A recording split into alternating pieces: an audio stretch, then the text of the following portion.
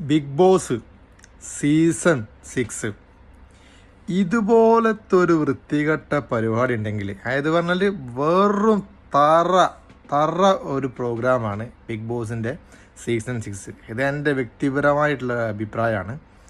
ഞാനിത് സ്ഥിരം കാണുന്നുണ്ടായിരുന്നു ആദ്യമൊക്കെ. പക്ഷേ ഈ ഒരു സീസൺ എന്ന് പറഞ്ഞാൽ ഇതുപോലെ ഒരു ലവ് സ്ട്രാറ്റജിയും അതുപോലെ തന്നെ വേണ്ടാത്ത വേർഡ്സ് ഉപയോഗിക്കുന്നതും അടിയും പിടിയും ഒരു കാര്യമില്ല. സത്യം പറഞ്ഞാൽ ഒരു എൻ്റർടൈൻമെൻ്റ് ആയിട്ടോ അല്ലെങ്കിൽ പബ്ലിക്കിനോ ഒന്നും കിട്ടുന്നില്ല. ഒരു പബ്ലിക്കിന് എന്താ വെച്ചാൽ എന്തെങ്കിലും ഒരു ഇൻഫ്ലുവൻസ് ആയിട്ടുള്ള കാര്യങ്ങൾ ഇവിടെ ചെയ്യുന്നുണ്ടോ? ഇല്ല. അതിൻ്റെ അർത്ഥം മറ്റുള്ള സീസൺസ് കിട്ടിയെന്നല്ല. മറ്റുള്ള സീസണിൽ പിന്നെ ഒരു കുറച്ച് എന്താ പറയുന്ന ഒരു നല്ലൊരു രസമായിട്ട് കാണാൻ ഉണ്ടായിരുന്നു.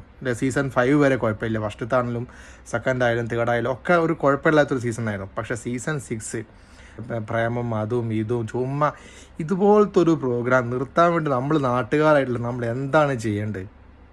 ഈ പരിപാടി നിർത്താൻ നമ്മളെന്താ ചെയ്യേണ്ടത്? എത്രയോ പേരെ മാറ്റി കൊണ്ടുവന്നു. അതിൽ അടി പിടി പ്രേമം എന്തിനാ ഇതൊക്കെ പല സ്ട്രാറ്റജിയും വെച്ച് കളിക്കുന്നു? ഇത്രയും വൃത്തികെട്ടൊരു പരിപാടി വെറുത്തുപോയി. എങ്ങനെയെങ്കിലും ഒന്ന് നിർത്തി തരാനുള്ള അഭിപ്രായം മാത്രമേ ഉള്ളൂ. കാണാറില്ല. ഇപ്പോൾ സത്യം പറഞ്ഞപ്പോൾ കാണാറില്ല. മടുത്തുകൊണ്ട്, വേറെ ഒന്നുമല്ല, മടുത്തുകൊണ്ട്. നിർത്താൻ എന്തെങ്കിലും വഴിയുണ്ട്, നിർത്തുക. അത്രയും നല്ലത്. ഇതിലാരും യോഗ്യതയുള്ള ആൾക്കാരില്ല. സീജോനെ ഒരുത്തർ അടിച്ചു പൊട്ടിച്ച് അവൻ്റെ ഫേസ് പോയി, അവൻ പോയി പിന്നെ തിരിച്ച് വന്ന് അവനും പാഴായി. ഇയാൾ വന്ന്, ഇയാളുടെ പേരെന്തായിരുന്നു? Secret agent. എന്താ അവനൊക്കെ ചെയ്യുന്നത്? അരിയണ്ണ പോലെ അരിച്ചാക്ക് പോലെ ഒരു മൂലക്കിലിരിക്കുകയാണ്. പിന്നെ സിബിൻ വന്ന് കുറച്ചൊക്കെ ആക്റ്റീവായി പോയി.